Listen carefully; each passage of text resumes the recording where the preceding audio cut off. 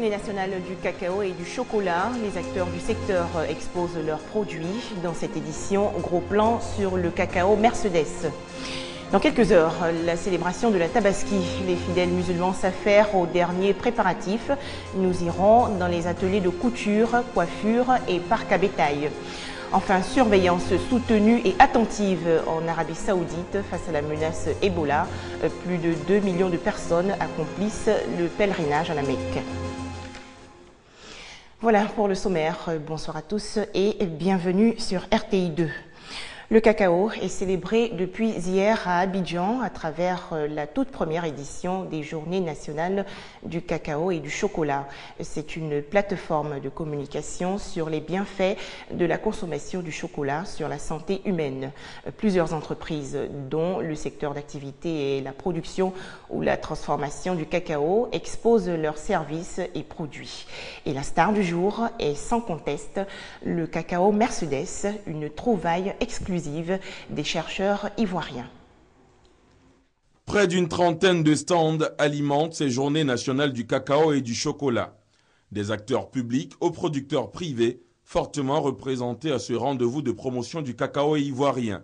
Premier arrêt, les expositions des structures étatiques. D'abord, l'ANADER, l'Agence nationale de développement rural, estime que ces assises sont opportunes à plus d'un titre. On ne pouvait pas espérer mieux. L'ANADER est la structure qui est aux côtés des producteurs pour promouvoir la bonne qualité. Donc une journée nationale dédiée au cacao et au chocolat, nous on l'attendait depuis longtemps. Le cacao Mercedes, lui, on le retrouve sur le stand du CNRA, le Centre national de recherche agronomique. C'est une variété produite uniquement en Côte d'Ivoire, aujourd'hui très prisée en raison de son rendement précoce. Le début, le cacao se produisait après 6 ans. Aujourd'hui, nous avons fait en sorte que le cacao produise après 18 mois seulement. Non seulement ce sont des fèves plus grosses, le cacao produit plus vite et a une productivité de...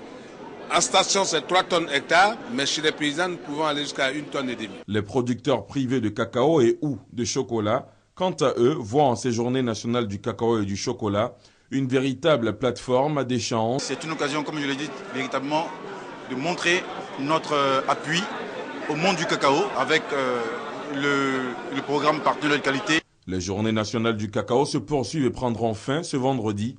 Plusieurs panels et conférences meublent l'événement. Déjà, la directrice générale du Conseil Café Cacao apprécie la tenue de ce cadre institutionnel autour de la valorisation et du cacao et de ses producteurs. C'est la toute première fois dans l'histoire de notre pays que l'on fête le cacao dans son entièreté, c'est-à-dire toute la chaîne de valeur.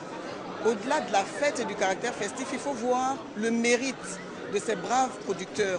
La Côte d'Ivoire, premier producteur mondial de cacao, vient de franchir une nouvelle barre. Près de 1,74 million de tonnes ont été récoltées durant la campagne 2013-2014. Un record historique pour le pays. Un reportage de Ali Diarasouba. Une toute autre plateforme à Abidjan, cette fois regroupant les acteurs économiques en quête d'excellence.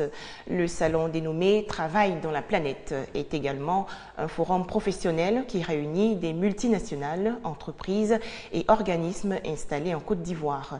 Il a accueilli plus de 5000 participants. Rez-de-chaussée de l'immeuble Stable Plateau ce jeudi matin. Dans la longue file d'attente, des jeunes sont impatients de franchir le portail. Pour la plupart, des demandeurs d'emploi, ils sont venus à la rencontre des entreprises qui exposent au Salon de l'emploi des carrières et des opportunités dénommées Walk-in Planet. Objectif, répartir soit avec une opportunité d'emploi, soit avec une promesse d'embauche. Je suis dans ce salon pour voir les opportunités d'offres d'emploi qu'il y a ici et puis savoir si on pourrait postuler dans des entreprises. Quand on consulte les offres d'emploi, on demande de l'expérience. Alors que pour trouver simplement un stage, c'est difficile. Donc, je suis venue pour avoir la solution. Comment trouver de l'emploi avec ma petite expérience. Avec près de 5000 visiteurs pour cette première journée, ce énième salon sur la problématique de l'emploi est organisé par la Maison des chefs d'entreprise. Outre les sans-emploi, ce salon offre également aux travailleurs l'opportunité de s'informer sur leur profil de carrière. La particularité de Working Planet, c'est simplement que c'est un salon de l'emploi qui réunit en même temps les professionnels de l'emploi et la formation professionnelle. Ce premier salon de l'emploi, des carrières et des opportunités bénéficie du soutien du ministère d'État, ministère de l'Emploi, des Affaires sociales et de la formation professionnelle. Pour son directeur de cabinet, cette initiative cadre avec la politique de l'emploi menée par le gouvernement. À cet effet, il a annoncé la mise en place prochaine d'un fonds unique de soutien à l'emploi afin de réduire le nombre de demandeurs d'emploi. Selon les chiffres de l'AGEP, l'Agence d'études et de promotion de l'emploi, on en dénombre près d'1 million en Côte d'Ivoire. On faisait le point avec Jean-Jacques Kwame Allah. J-2 pour la Tabaski ou l'Aïd El-Kébir. En cette veille de fête, les derniers préparatifs s'activent. Ateliers de couture, de coiffure et même les parcs à bétail. Tout le monde ne sait plus où donner de la tête. La preuve dans ce reportage. Comme toute fête, la Tabaski nécessite des préparatifs. Au plan spirituel, matériel et financier, chaque musulman y va de ses moyens. L'élément commun, l'achat du mouton de sacrifice, d'où l'affluence dans les parcs à bétail. Nous sommes à l'abattoir de Port-Boué, tous se plaignent du prix des bêtes. On est venu, effectivement, il y a du mouton, il y a des bêtes, mais malheureusement, il faut dire que ces bêtes-là sont trop élevées cette année. C'est tombé en même temps avec la rentrée scolaire, la fin des vacances. Il y a beaucoup de petites contraintes déjà que chacun de nous a. Comparé à ceux de l'année dernière, cette année, il y a tout que les moutons, les prix ont un peu grimpé. L'année passée, j'ai acheté les moutons à 80 000, mais cette année, j'ai pu acheter ça à 90 000. Je constate qu'il n'y a pas d'homologation des prix. Et là, quand c'est comme ça, vraiment, c'est pas bon pour nous les consommateurs. Contrairement à l'abattoir de Port-Boué, les salons de coiffure peinent à faire leur plein de clients. L'illustration est faite avec Awakune et Kadiba Kayoko, ces deux coiffeuses exerçant dans la commune d'Adjamé. Cette année, c'est pas comme les autres années, mais on sait que ça va aller. Même son de cloche dans ces ateliers de couture situés dans la commune de Trècheville. Cette année-là, on n'a pas trop senti la fête. Les choses n'ont pas marché comme les autres années. Les clients se plaignent, disent qu'ils n'ont pas l'argent. Et quelques clients qui se sont présentés à nous sont venus à la dernière minute. La Tabaski ou fête du mouton sera célébrée par les musulmans de Côte d'Ivoire le samedi 4 octobre. Merci Léon Brou. Justement, ce communiqué relatif à la célébration de la Tabaski. Le ministère de l'Emploi, des Affaires sociales et de la formation professionnelle annonce que le samedi 4 octobre 2014, fête de la Tabaski, est déclarée jour férié et chômé sur toute l'étendue du territoire national. Pour les signataires de la convention collective interprofessionnelle du 20 juillet 1977 et conformément aux dispositions de l'article 64 de la dite convention, la fête de la Tabaski est déclarée jour férié, chômé et payé. Les microbes dans le district d'Abidjan. Les organisations non gouvernementales se dressent contre ce phénomène. C'est le cas de la Confédération des organisations féminines africaines. La structure a sensibilisé plus de 200 femmes de la commune d'Abobo sur les dangers liés à ce phénomène. Depuis quelques mois, des jeunes se livrent aux actes d'agression physique à Abidjan. Ces jeunes sont communément appelés les microbes. Cet homme, habitant l'un des quartiers de la commune d'Abidjan, a été récemment agressé par un groupe de ces jeunes. C'est fait dans le noir. 7 personnes, il y a un qui avait un bar de fer et il y a 6 personnes qui étaient armées de choses de maquettes. Donc chez moi, ils allaient me dépasser. Celui qui était devant a fait semblant de me dépasser. Et moi aussi, j'ai pris le cœur pour le croiser. Dès que lui m'a dépassé net, d'un seul coup, j'ai entendu un fracas sur ma tête. Face à ces agressions qui suscitent l'inquiétude au sein des populations, la COFA, la Confédération des organisations féminines africaines, initie cette campagne.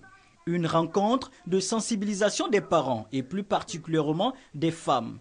Il s'agit pour la Confédération d'impliquer les mères de famille dans la lutte contre le phénomène des microbes. Quand on doit soigner un mal, c'est à la racine. Donc on pense que c'est à Bobo la racine de ce phénomène-là. Donc autant venir commencer à sensibiliser les mamans pour éviter que cette pandémie parte un peu partout en Côte d'Ivoire. L'ONUCI, l'Organisation des Nations Unies en Côte d'Ivoire, participe à cette sensibilisation.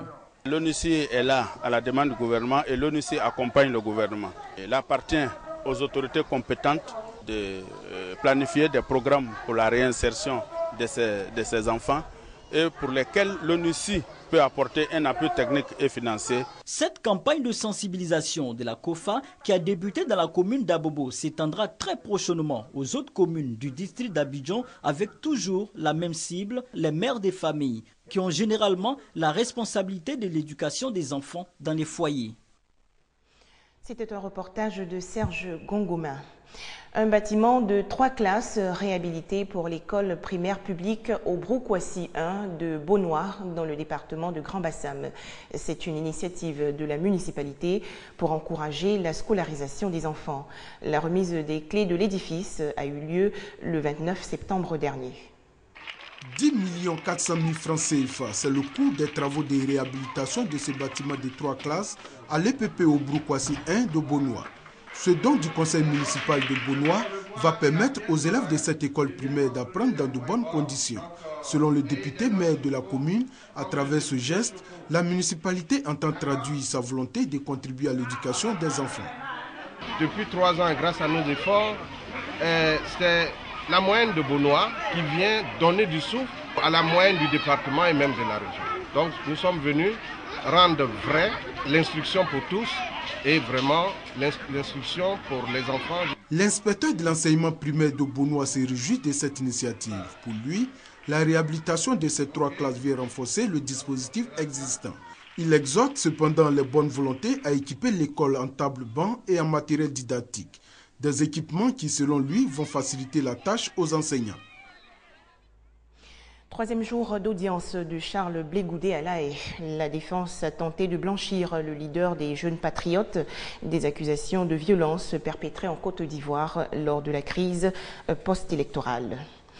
Une centaine de soldats nigérians aujourd'hui devant la justice. Ils étaient engagés dans des opérations contre le groupe islamiste Boko Haram. Ce procès intervient après la condamnation à mort en septembre de 12 soldats pour avoir tiré sur leurs supérieurs à Maïdougouri dans l'état de Borno. L'Arabie Saoudite sur le pied de guerre pour le Hajj 2014. Les autorités sanitaires redoublent de vigilance face à la fièvre Ebola. Dans les hôpitaux, toutes les dispositions sont prises pour accueillir d'éventuels malades. C'est un pèlerinage sous haute surveillance qui a débuté à la Mecque. 4 millions de musulmans sont attendus ici. Les autorités sont sur le qui-vive et les pèlerins appelés à la plus grande vigilance. La peur d'Ebola. Aucun visa n'a été délivré aux ressortissants des 3 pays les plus touchés, Guinée, Libéria et Sierra Leone. Les pèlerins en provenance d'Afrique de l'Ouest font l'objet d'un examen particulier. Ebola qui s'ajoute au coronavirus qui a déjà fait 300 morts en Arabie Saoudite. Les hôpitaux sont en alerte au cas où. Nous sommes préoccupés par Ebola à cause de son caractère très contagieux. On a créé un parcours d'admission sécurisé et une chambre d'isolement si cette situation se présentait. Risque d'épidémie et crainte d'attentats, alors que le royaume saoudien s'est engagé aux côtés de Washington dans la lutte contre l'État islamique. La sécurité a été renforcée, 85 000 agents multiplient les contrôles policiers à la recherche de pèlerins illégaux. Ceux qui ont des permis de pèlerinage sont autorisés à entrer à la Mecque et dans les lieux saints. Ceux qui n'ont pas ce permis sont remis aux autorités. Les autorités saoudiennes qui affirment avoir déjà refoulé 145 000 pèlerins sans permis des routes de la Mecque. Nouveau bilan de la fièvre hémorragique en Afrique de l'Ouest. Selon l'Organisation mondiale de la santé, le virus Ebola a fait 3 338 morts sur 7 178 cas enregistrés en Sierra Leone, Guinée-Conakry, Libéria, Nigeria et Sénégal. L'Algérie engage des poursuites judiciaires contre 15 personnes actuellement en fuite. Elles sont soupçonnées d'avoir participé à l'enlèvement et à l'assassinat de Hervé Gourdel, l'otage français décapité le 24 septembre dernier en Algérie. À Hong Kong, les militants pro-démocratie lancent aujourd'hui un ultimatum au gouvernement local. Ils réclament la démission du chef de l'exécutif sous peine de durcir encore plus le mouvement. Le gouvernement de Hong Kong perd patience. Il appelle les manifestants à lever leur blocus, estimant qu'il nuit à l'ordre public. Les manifestants pro-démocratie exigent de leur côté le départ du chef de l'exécutif avant la fin de la journée de jeudi. Ils promettent un durcissement de leur mouvement si le gouvernement de Hong Kong refusait. Gouvernement qui vient de recevoir le soutien de Pékin. Voilà, très bonne soirée à tous sur RTI2 et on se retrouve demain.